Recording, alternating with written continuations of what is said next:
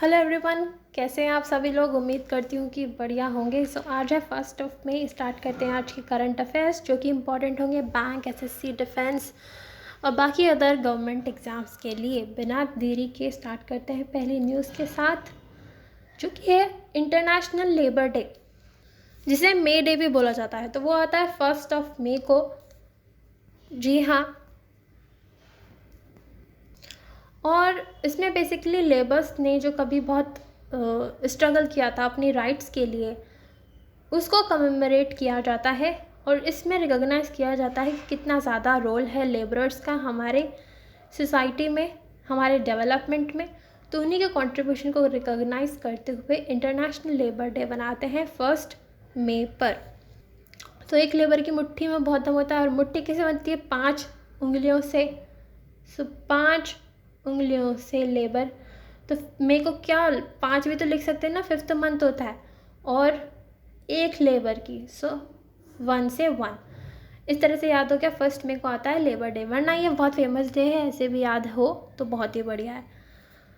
बढ़ते हैं आगे क्रेड की तरफ। ये एक फिनटेक कंपनी है जिन्होंने अभी लॉन्च किया अपना एक offline UPI based scan and पे सर्विस। इसमें यूँ होगा कि क्यूआर कोड को अपन स्कैन करेंगे और बिना इंटरनेट कनेक्टिविटी के जो पेमेंट हो जाएगा डायरेक्टली तुम्हारे बैंक अकाउंट से। तो ये काफ़ी एक अच्छा अचीवमेंट है और ये यूनिफाइड पेमेंट इंटरफेस पे बेस्ड होगा। तो इसको याद कैसे रखें कि लोग बार पूछ रहे हैं कि भाई बिना इंटरनेट कनेक्टिविटी के पेमेंट हो जाएगा, क्या क्रेडिबिलिटी है, क्या क्रेडिबिलिटी है? तो हम कहेंगे नहीं नहीं भाई, क्रेड नाम की फिनटेक कंपनी बनाया है, ऑफकोर्स क्रेडिबिलिटी है। ठीक है, हो गया याद, बढ़ो आगे।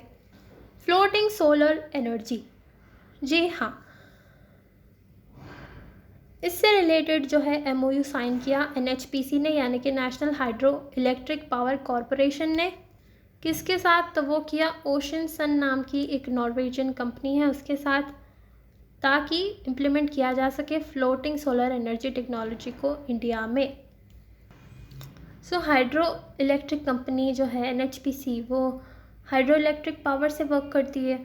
और हाइड्रो यानी पानी, और पानी में ही फ्लोटिंग सोलर एनर्जी जो है टेक्नोलॉजी डेवलप की जाएगी। उससे हमें एनएचपीसी याद हो गया।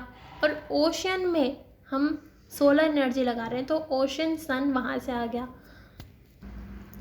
और नॉर्वे कैसे याद होगा? Norwegian company.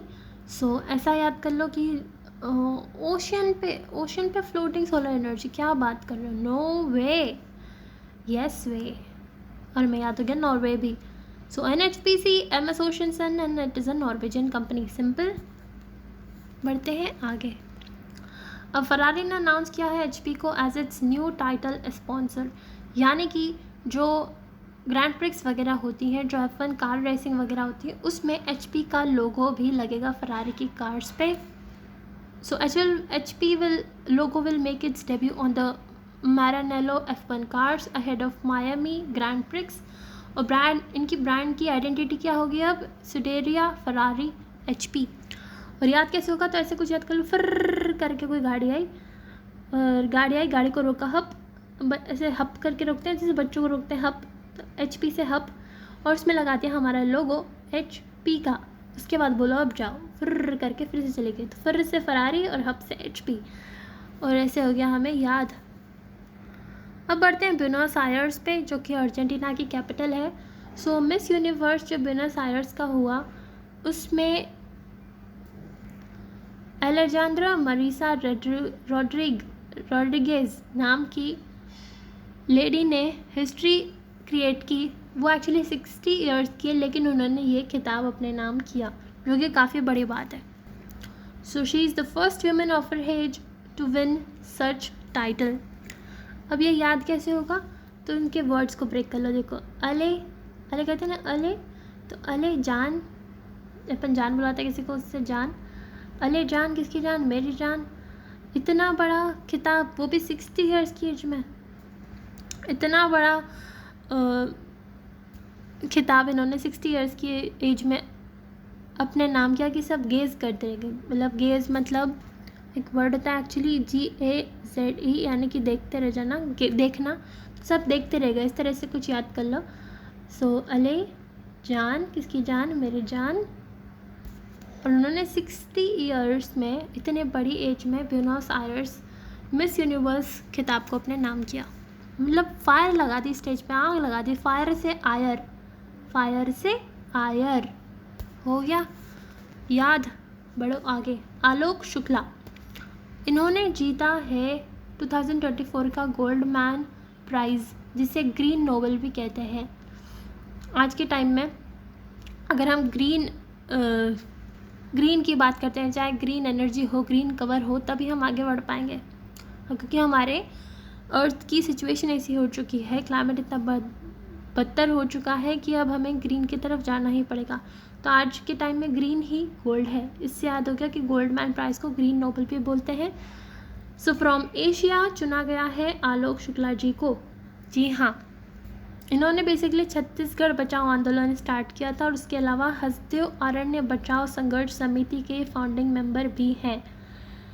इन्होंने काफ़ी सारे कम्युनिटी लेड कैंपेन्स जो है उनको लीड किया है, काफ़ी सारे कम्युनिटी कैंपेन्स को लीड किया है, जिसमें कि उन्होंने काफ़ी फॉरेस्ट वगैरह को बचाया from mining and all. Chhattisgarh mining के लिए जाना जाता है, तो उसी जगह उन्होंने काफ़ी सारे फॉरेस्ट को उन चीज़ों से बचाया, इसलिए उन्हें एशिया से गोल्ड मैन प्राइज़ दिया गया है।